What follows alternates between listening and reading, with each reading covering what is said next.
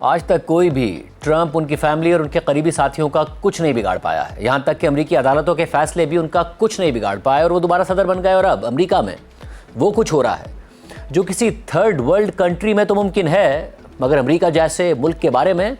اس کا تصور نہیں کیا جا سکتا تھا۔ اور اب صدر ٹرمپ کی اپنی ہی حکومت میں ان کے اپنے ہی ایکٹنگ اٹارنی جنرل کے دستخط سے امریکہ کی جسٹس ڈپارٹمنٹ نے یہ لکھ کر دے دیا ہے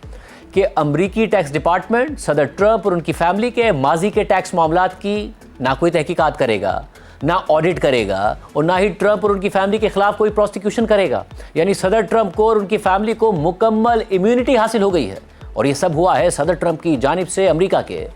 انٹرنل ریونیو سروس کے خلاف مقدمے کی سیٹلمنٹ کے نتیجے میں صدر ٹرمپ نے یہ مقدمہ کیا تھا، اور 2018 اور 2020 میں اپنی ٹیکس انفارمیشن میڈیا میں لیک ہونے کے خلاف یہ مقدمہ کیا تھا۔ اس وقت سوال اٹھ رہا تھا کہ ماضی کے صدارتی امیدواروں اور صدور کی طرح صدر ٹرمپ اپنے اثاثوں اور ٹیکس معاملات کی تفصیلات عوام کے سامنے کیوں نہیں رکھتے، اور اب بطور صدر ٹرمپ نے اپنے ہی ایکٹنگ اٹارنی جنرل کے دستخط کے ذریعے مقدمہ اس بات پر سیٹل کر لیا ہے کہ صدر ٹرمپ کے اور ان کی فیملی کے بھی ٹیکس معاملات کی تحقیقات نہیں کی جائے گی۔ اور اس بات پر صرف ڈیموکریٹس ہی نہیں بلکہ متعدد ریپبلکن اراکین کانگریس بھی سوال اٹھا رہے ہیں کہ کوئی بھی صدر یہ کیسے کر سکتا ہے کہ خود اپنی ہی حکومت کے ایک ڈپارٹمنٹ کے خلاف مقدمہ کرے اور پھر اپنی ہی حکومت سے اپنے سمیت پوری فیملی کے لیے کسی بھی پروسیکیوشن سے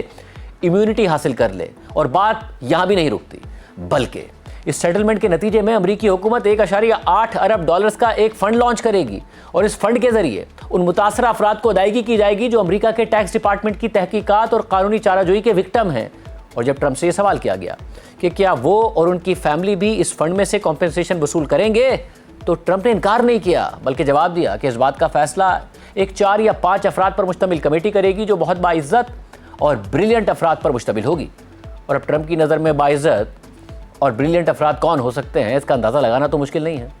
صدر ٹرمپ کی موجودہ انتظامیہ پر الزام لگ رہا ہے کہ یہ امریکی تاریخ کی سب سے کرپٹ انتظامیہ ہے، جس میں صدر ٹرمپ کی کابینہ اور فیملی پر ریاستی معاملات میں بزنس ڈیلنگز اور مارکیٹ مینیپولیشن تک کا الزام لگ رہا ہے۔ اور اسی ہفتے یہ خبر سامنے آئی کہ ایران جنگ سے پہلے اور جنگ کے دوران 3 ماہ میں صدر ٹرمپ نے اسٹاک مارکیٹ میں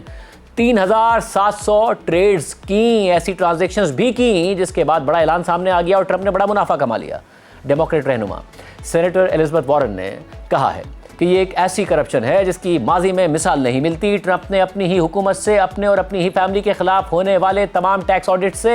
اس اسلحہ حاصل کر لیا ہے۔ آخر ٹرمپ امریکی عوام سے کیا چھپا رہے ہیں؟ کانگریس کو آگے بڑھ کر یہ کرپشن روکنی ہوگی۔ جبکہ فوربس کے مطابق 2024 کے الیکشن سے پہلے صدر ٹرمپ کے دونوں بیٹوں کے انفرادی اثاثوں کی مالیت 40 سے 50 ملین ڈالر تھی، مگر 1 سال بعد